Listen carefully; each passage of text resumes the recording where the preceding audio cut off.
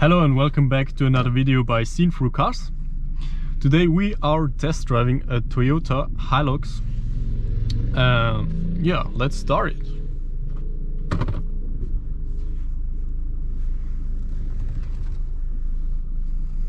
So first things first, under the hood there is a diesel engine, 4-cylinder, and it puts out 150 horses.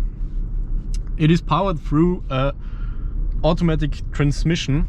I think it is not a dual clutch or something like that. It is yeah, a common automatic transmission, and I think, I'm not sure, but I think it has 6 gears. What else do we have? We have an eco mode and a power mode. In eco mode, basically, yeah, the gear changes happen earlier, and yeah, common stuff, you already know that. In power mode, the car shifts later at higher RPM, and therefore it feels more sportier. Well, this car is not base equipment. It is I think city line or something like that. I'm not into this Toyota shit, but yeah, I think city or something like that it is called. By this car you get automatic transmission and the navigation system. This screen here, yeah, it is not perfect, but it is what you expect in a Hilux. I mean, it is not a fully spec'd 7 Series or something like that. In the end, those cars, yeah, mostly get used off-road where they should get used, and off-road, those cars are really good. In terms of reliability, I'm not really sure about that, because this car has not many miles on it. It is basically new, therefore I do not know if there were any garage stuff going on yet, but I don't think that, yeah, I don't think that there will be many reparations and stuff. Yeah, normal service and everything is done. The fuel economy in this car is quite bad, I would say. The board computer says, and I'm not sure if it is honest to me, but there stands 9.9 liters per 100 kilometers. I don't know how many gallons this is, but this is quite a lot. I mean, this is a 4-cylinder 2.4 liter diesel engine, and come on, you should do better. This, yeah, automatic transmission. This car gets driven mostly in eco mode. I'm now in power mode because it makes more fun, but yeah, I would expect more personally. What else do you get? You get a cruise control, I think. Yeah, it is active cruise control. It is operated through this stick here where I'm pointing now. It is quite intuitive and easy to use, and works, yeah, it works as all the others do as well. A BMW doesn't do it better. I'm sorry to say that, but it is what it is. Yeah, you got this common board computer stuff, shit. Switching those, yeah, those things there, but in the end they are all shit. It is not beautiful. It is just, it is what you want if you buy a Toyota Hilux. You want everything clear and easy to use, and you do not want 300 different colors to choose and stuff. That's it. Yeah, so and now we will wait one moment, then we can accelerate a little bit. Yeah, basically I love this car, although it is not a G-Class or something like that. Yeah, as you can see, it isn't fast, but it is cool, it is fine. Yeah, everything you need you got power wise.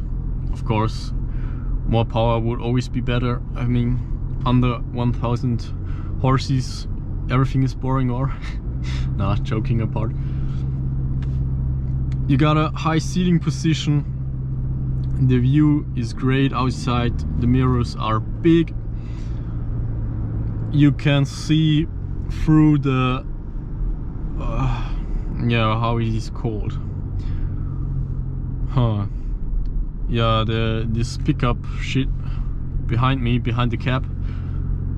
By the way, this is a crew cab, so a 5-seater version, and the thing behind the cab, you know what I mean, guys, but I don't know how to call it in English. Yeah, the visibility is just great. The automatic transmission shifts a little bit Chinese, I would say. It is not perfect, but at least it is shifting. I can also switch it into sports mode and shift on my own like that, but I'm not sure if you can use that on the street. But of course, going off-road, you will need that. And yeah,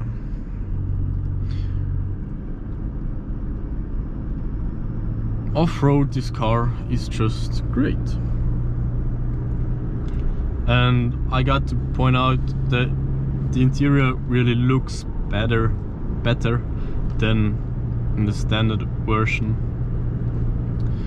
But in the end, it is, yeah, well, this is not even, it looks like soft touch, but it isn't. Oh, come on. This is aluminium, it is plastic, of course. Plastic. Okay. It looks good, but it is plastic in the end, so it is shit.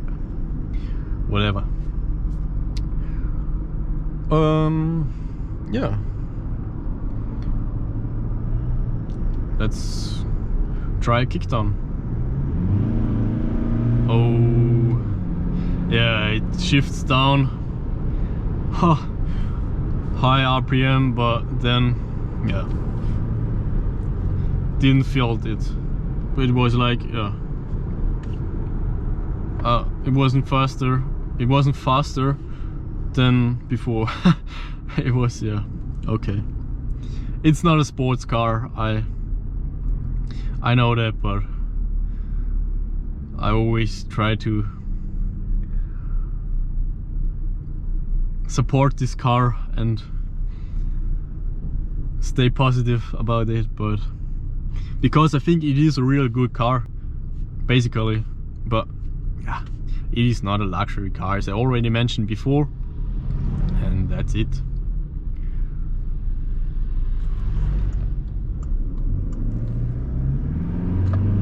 Okay, now at lower speed it picks up a little bit better. Yeah. By the way, we got beautiful weather. Summer has or is arrived in Austria finally. The sun is shining and is blending, and the mountains are beautiful as always.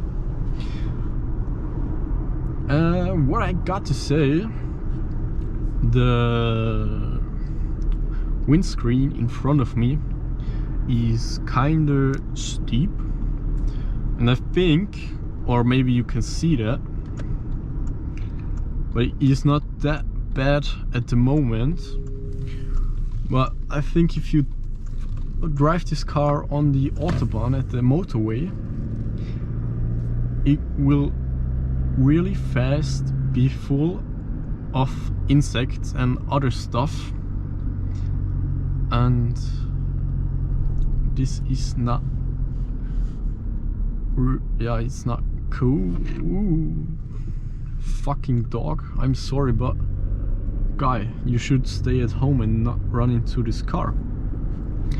I'm sorry for saying fucking dog, but yeah, fucking owner. The owner is responsible for this animal and not the dog on his own. Of course, I'm sorry, fucking owner. Yeah, windscreen could be better, of course, but could be worse. If it were less steep, then it might take away some visibility, and yeah, in the end it is not a sports car. I already said that. You need to fit in the windscreen to the rest of the cabin. That's important. So guys, now I will say thank you for your attention, and please subscribe my channel, hit the bell to get notified when I make a new upload, and like this video, comment it. I would like to know what you think about that. Give me your feedback, and thanks for watching. See you next time.